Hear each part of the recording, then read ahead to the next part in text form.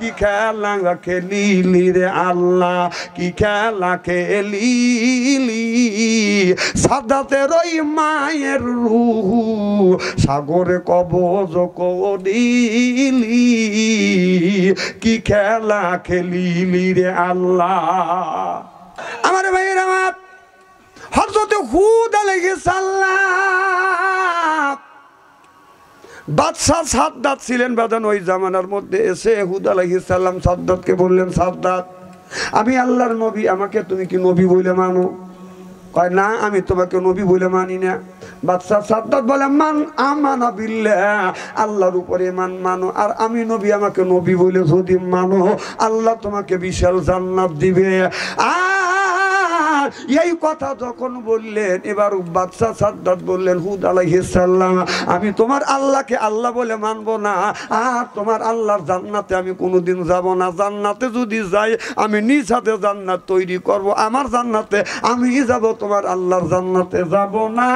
জোরে কর নাউযুবিল্লাহ। আমার ভাইরা, আমার বাদশাহ সাদ্দাত মায়ের পেটে যখন পূর্ণ 10 মাস, বাদশাহ সাদ্দাতের মা বাদান নৌকা নিয়ে বাদান আপনার সমুদ্রের মধ্যে অনেক মানুষ নিয়ে বাদান সমুদ্রের মধ্যে দিয়ে বাদান যাচ্ছে। যাইতে যাইতে সমুদ্রের মাঝামাঝি বাদান যখন চলে গেলেন, যাবার সাথে সাথে বাদান আপনার ঢেউ বাদান উঠে আসলেন, বাতাস উঠে আসলেন। এই বাতাসে বাদান বড় বড় ঢেউ শুরু করে দিলেন।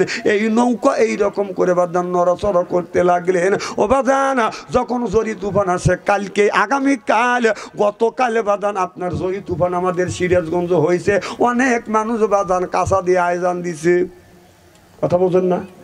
ঝড়ি তুফান আসলে মানুষ তাকবীর পরে আবার কাঁচা দিয়ে আজান দেয়, হুঁশ নাই যে আল্লাহ আজান দিলি নাকি ঝড়ি তুফান কমে যায়। সুবহানাল্লাহ, জোরে কর। আমার ভাইয়ের, আমার সব মানুষ দোয়া পড়তেছে।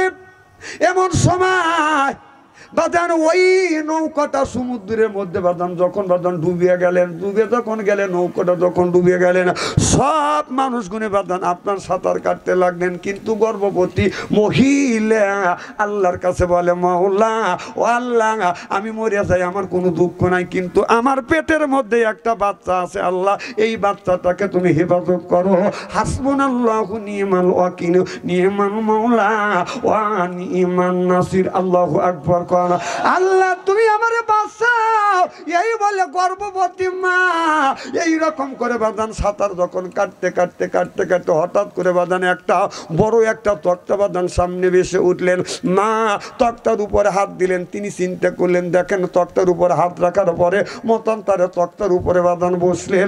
বসার পরে বাদান এই তক্তাটা বাদান বাতাসে আস্তে আস্তে বাঁচতে বাঁচতে বাদান কিনারের দিকে বাদান যাচ্ছে। কিন্তু মা বাদান কোন কিরান পায় না, সেই জায়গা স্রোত হয়, সেই জায়গা দিয়ে বাদান এই তক্তাটা যায়। তক্তা তো সামনেও যায় না, খালি বাইটেল দিকে বাদান চলে যায়, স্রোতের বাইটেলে যায়। মা কান্দে আর বলে, আল্লাহ আমি যদি মরিয়া যাই আমার দুঃখ নাই, কিন্তু আমার পেটে যে বাচ্চা আছে আল্লাহ এই বাচ্চাটাকে তুমি হেফাজত করে এই বাচ্চাটাকে বাঁচা রাখো। হঠাৎ করিয়ে বাদান ওই তক্তার উপরে মার প্রসাব বেদনা বাদান উঠে গেলেন। এই মেয়েটা সমুদ্রের মধ্যে বাদান তক্তার উপরে ভাসতে ভাসতে বাদান আস্তে আস্তে করে বাদান আপনারও স্রোতে বাদান বাইটেলে বাদান চলে যাচ্ছে। বাদান কুল কিরান পাচ্ছে না, এদিকে প্রসব বেদনা বাদান শুরু হয়ে গেল। এই মেয়েটা কান্দে বলে, আল্লাহ এই সমুদ্রের মধ্যে তক্তার উপরে চতুর্দিকে শুধু পানি আর পানি, গ্রাম গন্ধ দেখা যায় না। আল্লাহ কিভাবে আমি ডেলিভারি করব, কিভাবে আমি ডেলিভারি হবে? এই জায়গা ডাক্তার নাই, দাত্তি নাই, দায়ী নাই। আল্লাহ তুমি যদি নিজ কুদরতে আমাকে ডেলিভারি না করো তাহলে তো আমি বাঁচবো না। আল্লাহ আমি মরিয়া যাই, আল্লাহ আমার কোনো দুঃখ নেই, আমার এই সন্তানটাকে তুমি বাঁচিয়ে রাখো। ও বাদান মা যখন এই দোয়া করছে, এমন সময় বাদান আপনার এইরকম করতে করতে আল্লাহর কুদরত বোঝা যায় না, তক্তার উপরে বাদান ডেলিভারি হয়ে যায়। সিল্লা সিল্লা কান আল্লাহু আকবার। প্রসব বেদনা ডেলিভারি এত কষ্ট, এত কষ্ট।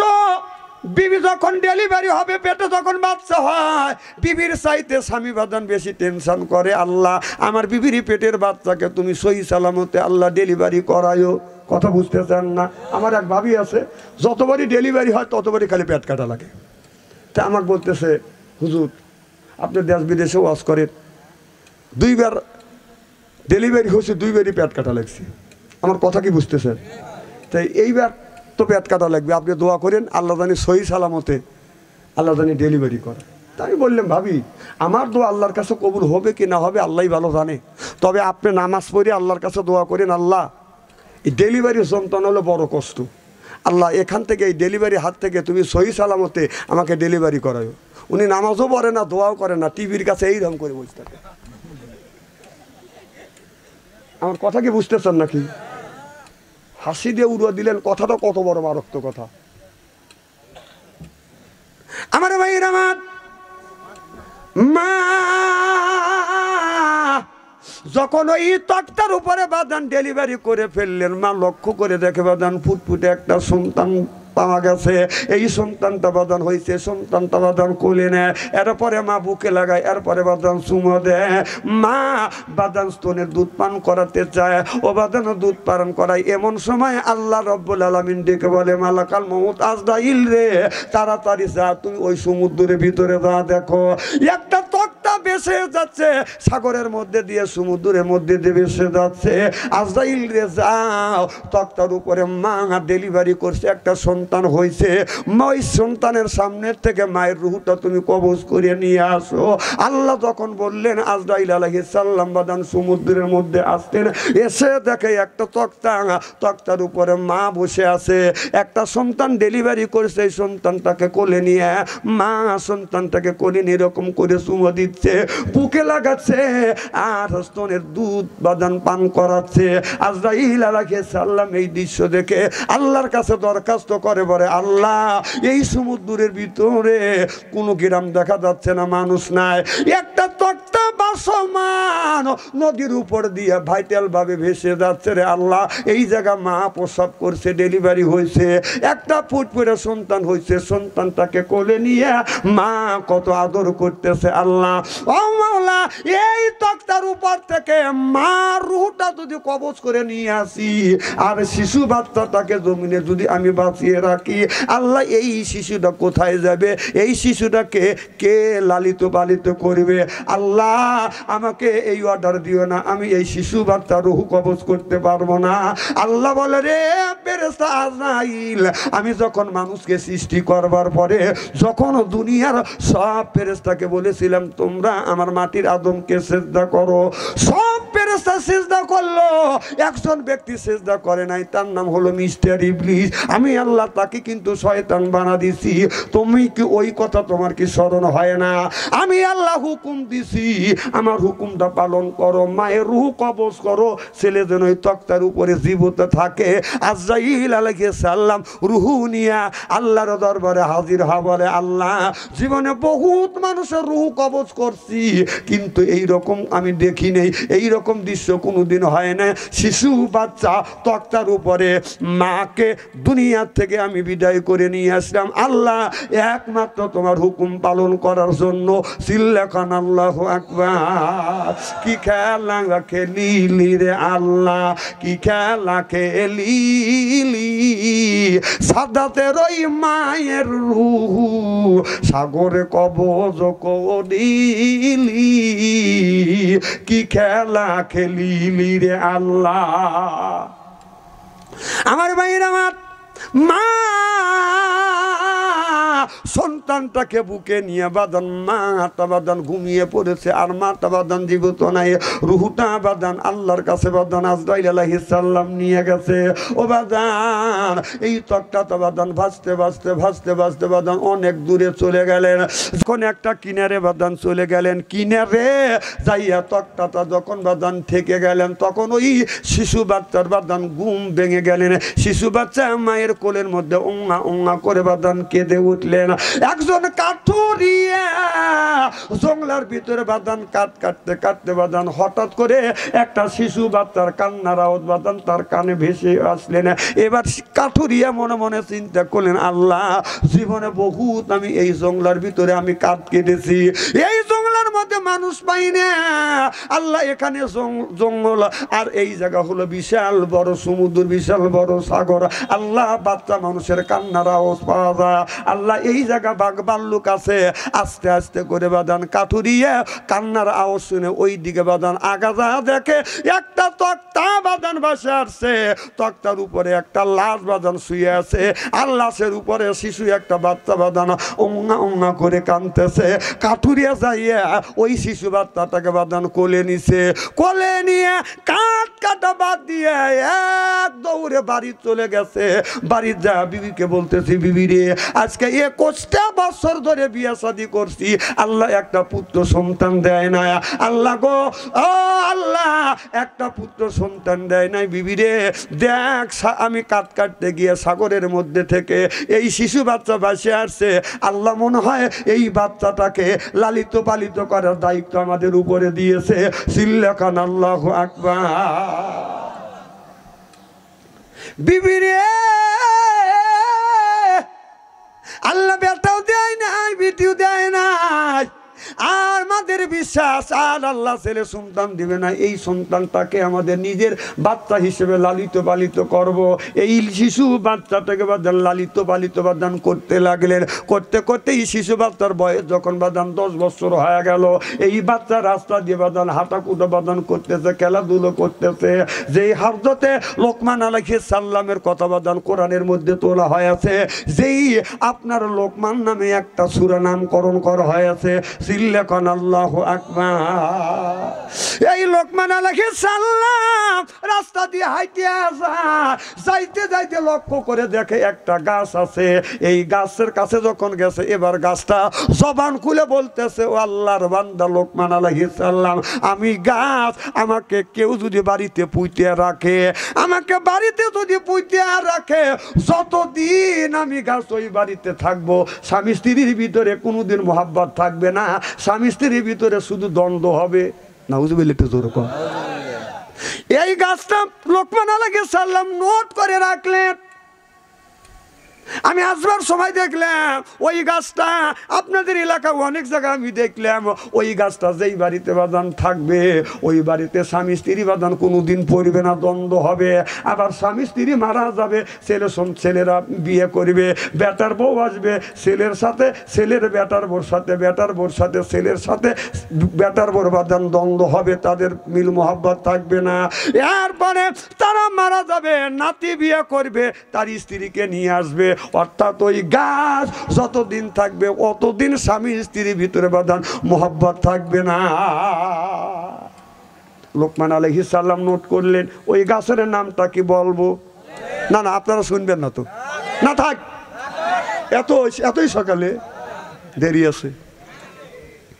লোকমান আলাইহিস সালাম নোট করলেন, নোট করিয়ে রাস্তা দিয়ে হেঁটে গেলেন। কিছু দূর যাওয়ার পরে আর একটা গাছের সামনে গিয়ে যখন দাঁড়াইছে, গাছটা জবান খুলে গেলেন। সুবহানাল্লাহ। গাছটা জবান খুলে বলতেছে, ও আল্লাহর বান্দা লোকমান আলাইহিস সালাম, আমি গাছ, আমাকে কেউ যদি পুঁতে রাখে, আমি গাছ, আমার এই গাছের নিচ দিয়ে, এই গাছের নিচে স্বামী স্ত্রী যদি কোনোদিন আসে, যদি অপেক্ষা করে, স্বামী স্ত্রী যদি কোনোদিন এই জায়গা যদি আপনার রেস্ট নেয়, স্বামী স্ত্রী গাছের নিচে যদি বসে থাকে, 2 দিন আগে 2 দিন পরে স্বামী বউকে তালাক দিবে, না হয় বউ স্বামীকে তালাক দিবে। লোকমান আলাইহিস সালাম বাদান এই কথাটা বাদান নোট করে রাখলেন। তাহলে আমি আসবার সময় এই গাছটা দেখলাম, ওই গাছটার নিচে স্বামী স্ত্রী যা যদি বাদান কিছু সময় যদি অবস্থান করে, তাহলে 2 দিন আগে 2 দিন পরে স্বামী বউকে তালাক দিবে, না হয় স্বামী বউকে তালাক দিবে, না হয় বউ স্বামীকে তালাক দিবে। এ গাছের কথা কি বলবো এত সকালেই? দেরি আছে, আজানের আগ দিয়ে। মারহাবা, একটু জোরে কর। খালি ওয়াজ করি না, বাঁচানোর জন্য কথা বলতেছি। হ্যাঁ, আচ্ছা, আমি যতক্ষণ পারি এতক্ষণ করবো ইনশাল্লাহ। কথা বোঝেন না? শোনেন, আপনার সেই আপনার ওই অক্টোবর মাসের থেকে শুরু করছি মাহফিল, রমজান মাসে করিনি তা 15টা। আমার কথা কি বুঝতেছেন? আর রমজান মাসে প্রত্যেক দিন দাবাত, আসর পরের থেকে আসর নামাজ পরে আলোচনা করা লাগে, ঈদের দিনও করছি, তাহলে এ পর্যন্ত চলছেই। না না, আমি তো একটা মানুষ, কথা বোঝেন না? আরে এই হাত দিয়ে কত মানুষের জানাজার নামাজ পড়াইলাম, গোসল করাইলাম, মাটি দিলাম, চ্যাংরা মানুষ বুড়ো হয়ে গেলাম, আর নয় 200 বছর বেঁচে থাকবো। এই যে হাসি দিয়ে উড়িয়ে দিলাম। হ্যাঁ, আগেকার মানুষ 400 বছর 1000 বছর বেঁচে থাকছে, 200 বছর তো বছরই না। 200 বছর যদি আল্লাহ হায়াত দেয়, আপনাদের অসুবিধা আছে? অসুবিধা থাকে তাহলে থাক। একটা হাদিসের কথা মনে পড়লো, বলবো কি? আমার ভাইরা, আমার আল্লাহ নবী আখিরি জামানার পয়গাম্বার মুহাম্মদ রাসূলুল্লাহ সাল্লাল্লাহু আলাইহি ওয়াসাল্লাম বাদান রাস্তা দিয়ে বাদান হেঁটে যাচ্ছে, যাইতে যাইতে লক্ষ্য করে দেখতে একটা বুড়ি মা, তার একটা মিয়া বাদান ঘুমিয়ে আছে, এই মেয়েটাকে চাদর দিয়ে ডাকিয়া বুড়ি মা কাঁদতেছে। আল্লাহ নবী ওই রাস্তা দিয়ে যাচ্ছে, দেখে বুড়ি মা কান্দে। আল্লাহ নবী বলে, বুড়ি মা কেন তুমি কান্দো? বুড়ি মা বলে, ইয়া রাসূলুল্লাহ, ইয়া হাবিবাল্লাহ, আমার মিয়া আল্লাহ একটা মিয়া দিছে, এরপরে আমার মিয়াটাকে আল্লাহ নিয়ে গেছে, এই জন্য মিয়ার মায়ায় আমি কাঁদতেছি। আল্লাহ নবী বললেন, তোমার মিয়ার বয়স কত? এবার বুড়ি মা বললো, আমার মিয়ার বয়স হলো 400 বছর। সুবহানাল্লাহ। আল্লাহ নবী বলে, বুড়ি মা 400 বছর হায়াত দিছে, তারপরে আল্লাহর মাল আল্লাহ নিয়ে গেছে, তারপরে তুমি মিয়ার জন্য কান্দো? বুড়ি মা বলে, ইয়া রাসূলুল্লাহ, ইয়া হাবিবাল্লাহ, আমার বয়স 500-র উপরে, আর আমার মিয়াকে মাত্র 400 বছর হায়াত দিছে। আল্লাহ নবী বললেন, বুড়ি মা তোমার মেয়েকে 400 বছর হায়াত দিছে, আর তুমি কি জানো, আমার এমন একটা জামানা আসবে, আমার জামানার শেষ জামানার মধ্যে এই মানুষদের হায়াত হবে মাত্র 50 বছর। কয় বছর? আল্লাহ নবী বললেন 50 বছর। বুড়ি মা চোখের পানি মুছে বলে, ইয়া রাসূলুল্লাহ, ইয়া হাবিবাল্লাহ, আল্লাহ যদি 50 বছর বয়স দিবে, সাথে আপনার 200, আপনার সাথে কোনো সওয়াব আছে কিনা? আল্লাহ নবী বলে, না না, 100 নাই, 200 নাই, মাত্র 50 বছর হায়াত দিবে। বুড়িমা বলে, ও নবীজি, 50 বছর যদি হায়াত দেয়, তারপরে কি তারা ঘর সংসার করবে? এরপরে বিয়ে শাদী করবে, সংসার কি করবে? আল্লাহ নবী বললেন, বুড়িমা শুধু তারা ঘর সংসার করবে না, তারা যখন বিল্ডিং এর ফাউন্ডেশন দিবে, 20 তলার ফাউন্ডেশন দিবে, মনে হয় আজরাইলের সাথে যোগাযোগ করে আসছি। আমার কথা কি বুঝতেছে? হ্যাঁ, এই তো বুঝছেন, এতে ভাই আমার ওয়াজ বুঝে গেছে। বুড়িমা বলে, নবী গো, তারা কি ঘর সংসার করবে? নবী বললেন, শুধু ঘর সংসার করবে না, 20 তলার ফাউন্ডেশন করবে। কথা কর না কে? আল্লাহ নবী, বুড়িমা বললেন, ও নবীজি, তারা যদি ঘর যদি করে, তাহলে বিয়ে শাদী করবে। আল্লাহ নবী বললেন, শুধু বিয়ে শাদী করবে না, বিয়ে শাদী শুধু করবে না, মোবাইলে প্রেম করবে 61টা। সেই অবস্থা কিন্তু আজকে হয়ে গেছে।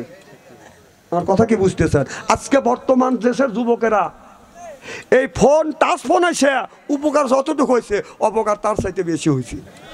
একটা যুবক প্রেম করতে করতে প্রেমের সেঞ্চুরি করছে। কথা কন, এই ছেলের যদি টাচ মোবাইল খোঁজেন, কম করে হলে 8-10টা ডার্লিং পেবে। এখন তো ঠিক কবিনি।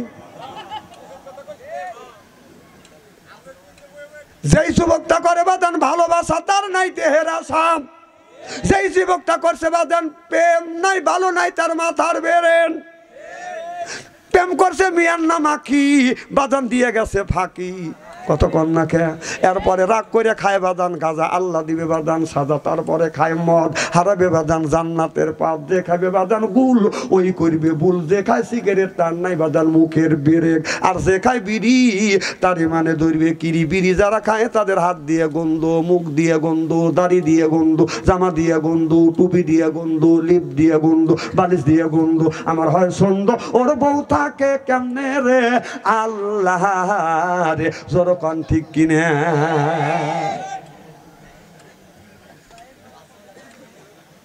টাটকা বিড়ি খায়া বর মুখের কাছে যখন মুখ লায়, বউ খালি মুখ গুড়ায়। এরা কয় ঠিক, শরমও করে না।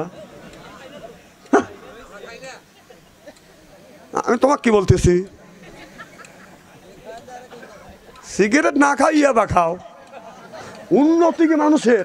যে বিড়ি খায় সে বিড়ি বাদ দিয়ে সিগারেট, এখন বিড়ি খায় না, এখন সিগারেট খায়, উন্নত।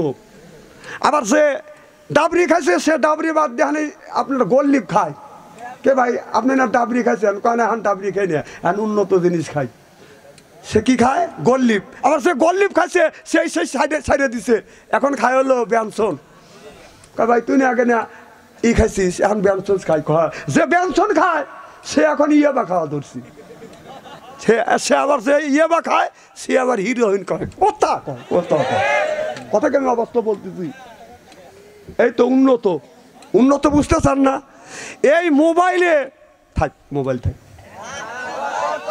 বিড়ি খায়া বর মুখ কাছে তখন মুখের কাছে তখন মুখ লাই, বউ মুখ ঘুরায়। স্বামী বলতেছে বিবি আমি তোমার মুখের কাছে মুখ লেই, তুমি মুখ ঘুরাও, কারণটা কি? বউ কয় লজ্জাও করে শরমও করে। এই মাত্র তুমি টাটকা বিড়ি খায়া আমার মুখের সাথে মুখ লাগাইছো, তোর পাশার সাইডে তোর মুখের গন্ধ বেশি। বিড়ি খা বউকে কষ্ট দেয়, ব্রাশ করতে পারো না। যে বিড়ি খায় ওর কাছ তো মধুর মধুরই লাগে, আর যে খায় না ওর তো কত কষ্ট ধুমাক লাকে গেলে। জানেন বিড়ি খায় টয়লেটের মধ্যে খায়। আমি তার আমি গেছি হলাম ওই যে কুষ্টিয়া মাহফিলে গেছি, যা দেখিস গোটা সাম সবজি চাষ করছে। কম এত সবজি চাষ করছে, ছোট ছোট তো কেউ তো বেড়া দেয় নাই। কয় না হুজুর সেই সবজি নিয়ে। কম এটা কি? কয় তামাক গাছ। কম বেড়া দেয় নাই। কয় এটা ছাগলও খায় না, গরু খায় না, কুত্তাও খায় না। কম খায় কারা? কয় মানুষ খায়। খায় পায়খানার মধ্যে খায়। যে জিনিস ছাগল খায় না, আমার কথা কি বুঝতে চান, গরু খায় না, সেইটা কিন্তু মানুষ খায়। কি ডাকাতের ডাকায়? বিড়ি খায় টয়লেটের মধ্যে খায়। যদি বলেন হুজুর কিভাবে দেখছেন? হ্যাঁ আমি দুই চক্ষু দিয়ে দেখছি। রমজান মাস, জহরে আজান দিছে, এক্সটেন্ডার চাপ দিছে, আমি কোন টয়লেট করি, আমি নামাজটা পড়ি। আর টয়লেটের কাছে যাওয়া দিতে দরজা বন্ধ। ও আল্লাহ, যে দুমো গোলা বের হচ্ছে। ঘটনাটা কি? পুড়িয়ে টুড়ে মনে নাকি? আমি যা নক করলাম তখন বলতেছে, তাহলে বোঝা গেল মাল ওখান থেকে উৎপত্তি হচ্ছে। কতক্ষণ? আবার ইদানিং দেখতেছে হাদি সাহেব, যারা পান খায় 70% লোক পান খায় আর টয়লেট করে। বিশ্ব যদি না হয় ও তো মানা দিবে না, বাইক চালানো বুড়ি কাজ যায়। ওই বুড়ি সত্যি কথা কবে দেয়, বুড়া পান খায় আর টয়লেট করে। তাই যদি না থাকে টয়লেটের মধ্যে পিস কি পাইলে কোনে? হ্যাঁ, তাহলে থাকতে হঠাৎ করে এক বুড়ো দেখে টয়লেট থেকে বের হচ্ছে, দে মুখ লড়তেছে। কম চাষা কই গেছিলে? কয় টয়লেটে। কম মুখ লড়ে কাকা পান খাইলে? কম টয়লেটের মধ্যে পান খায়। কয় না পান না খাইলে আমার টয়লেট হয় না। কম টয়লেটের মধ্যে যদি পান যদি হালাল জিনিস যদি টয়লেটের মধ্যে যদি হালাল মনে করে খাও, তো একটু গু তুলে আসুন মনে করে বড়া খায় না, এখন গিনে লাগতেছে না। যখন খাও তখন গিনে লাগে না। কি খারাপ লাগতেছে নাকি? শোনেন, সকল বাস্তবের সাথে কথা বলি আমি, শুধু আপনাদের বাঁচানোর জন্য।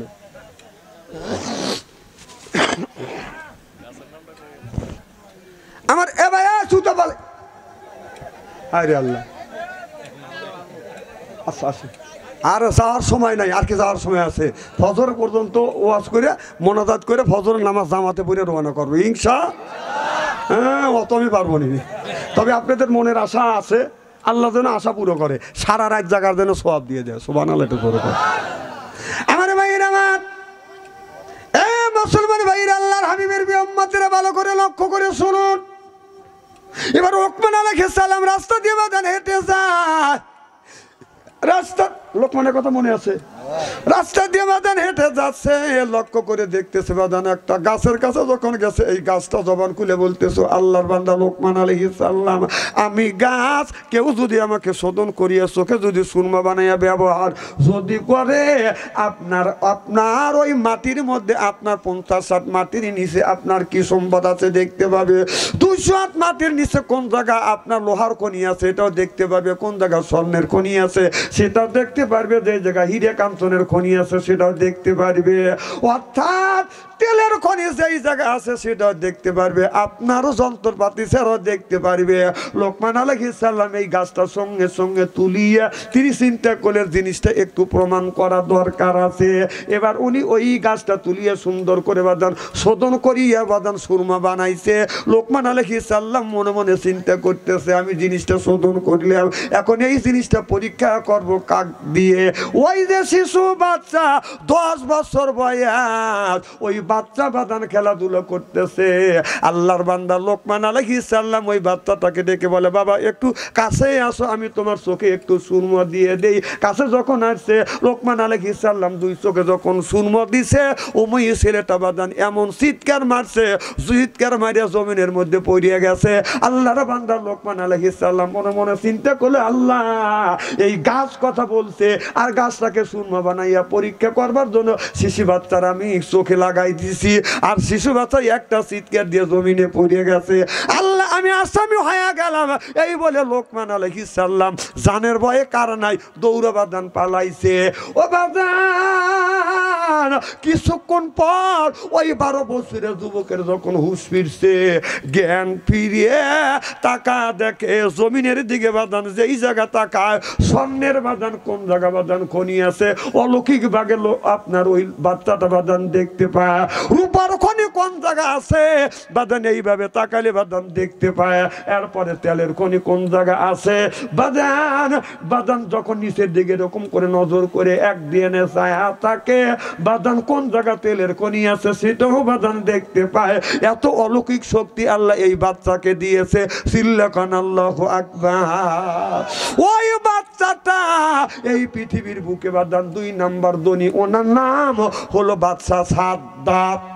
বাদশা যার কথা বলতেছিলাম সেই তাকে ডেলিভারি করছে মা কোথায়? কথা কন যতক্ষণ কোথায়?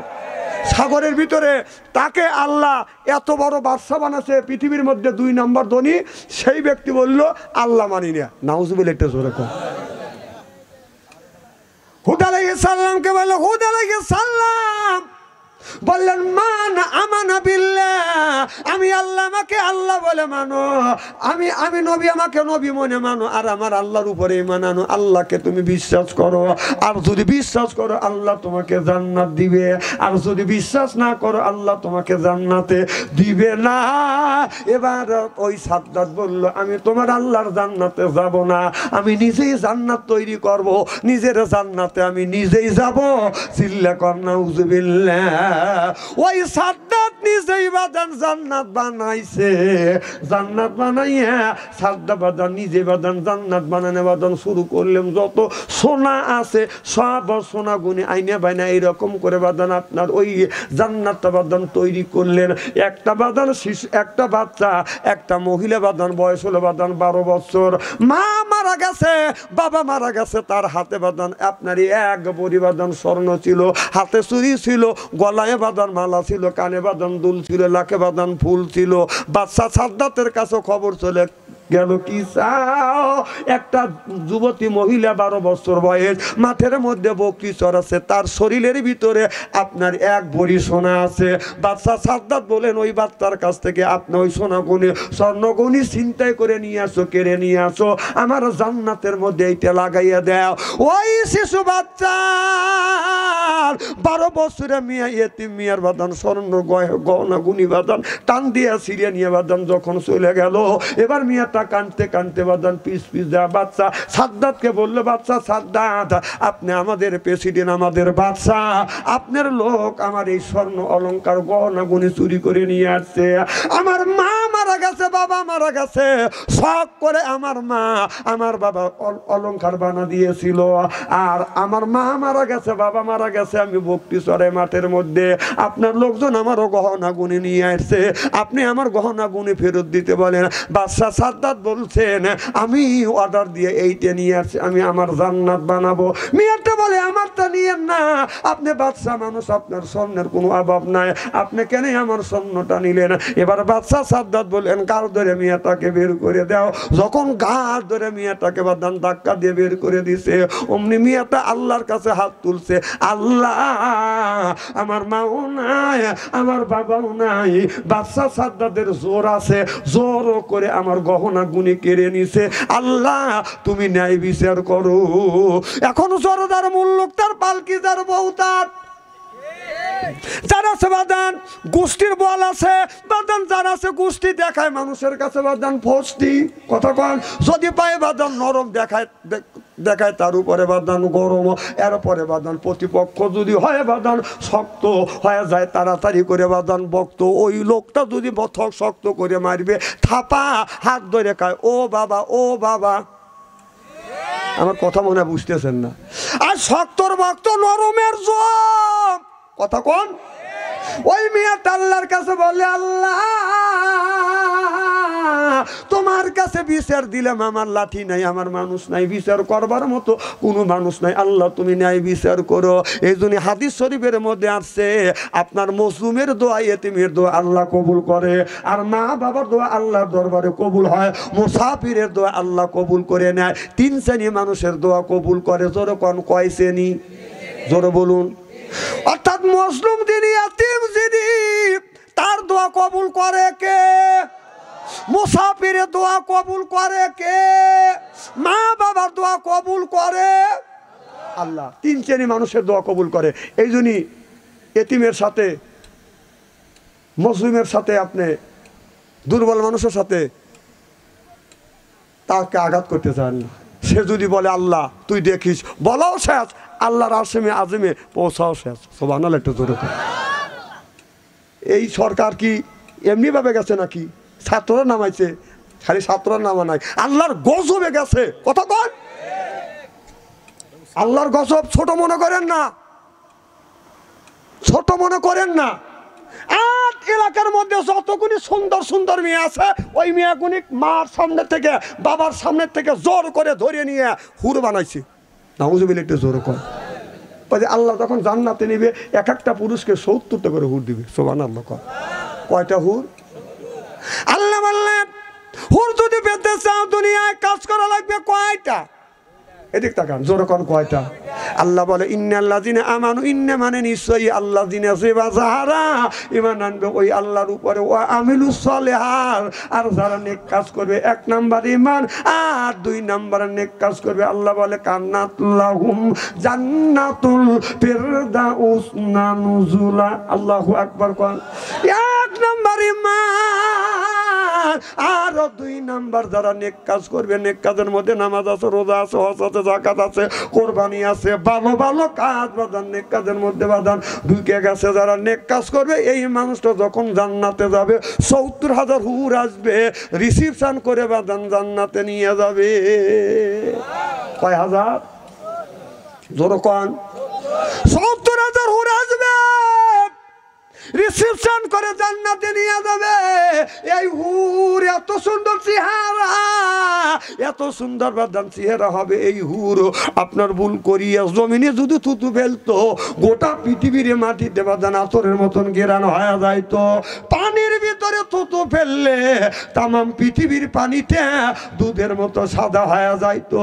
তাহলে ওই হুর যেই জায়গা থুতু ফেলতো ওই জায়গাটা ওই মাটিতে বাদান আতরের মতন গেরান হয়ে যাইতো। আর আমাদের ঘরে ঘরে বউ নামে বাদান একটা করে হুর আছে, তাদের বালি সেই নাক রাখা যায় না, তাহলে সেটাও হুর ওটাও হুর। এই হুর যখন আসবে হাত মারিয়া ধরবে, সুবহানাল্লাহ কর। এই হুর 70 পর্দা কাপড় পরবে, 70 পর্দা কাপড়ে বাদান আপনার হুরের রূপ যৌবন ডাকতে পারবে না। 70 পর্দা কাপড় বেদ করিয়া গায়ের পশম দেখা যাবে, চামড়া দেখা যাবে, গোস্ত দেখা যাবে, হাড় দেখা যাবে, হাড়ের মধ্যে যে মাছ চলাফেরা করতেছে মাছ পর্যন্ত দেখা যাবে। 70 পর্দা কাপড়েও হুরের রূপ যৌবন বাদান ডাকতে পারবে না। আল্লাহু আকবার। আর আমাদের দেশে কিছু হুর নামে কিছু মহিলা আছে বাদান রে, আপনার শর্ট কামিজ লাগাইয়া এরপরে অন্য গলায় ঝুলাইয়া রাস্তা দিয়ে যায় আর বলে এই যে আমার এসে এই দেখো এই যে আমার এসে এই দেখো দুনিয়া ভুলে যাবে, হায় দুনিয়া ভুলে যাবে। ওয়া ওয়া ওয়া বাংলাদেশের হুরেরা, বাংলাদেশের যে যুবকের ভিতরে দুইটা জিনিস আছে, ইন্নাল্লাযিনা আমানু, ইন্না মানে নিশ্চয়ই। এক নাম্বার সেই যুবকের ভিতরে ঈমান আছে, দুই নাম্বার যে নেক কাজ করবে। অর্থাৎ দুইটা কাজ যে ব্যক্তি করবে, ঈমানদার যুবকের ঈমান কোনোদিন নষ্ট করা সম্ভব হবে না। যখন ঠিক কিনে মানুষ যতই শিক্ষিত হচ্ছে ততই মেয়েদের ব্লাউজের ঝুল খালি উপর দিকে উঠতেছে, কথা কন।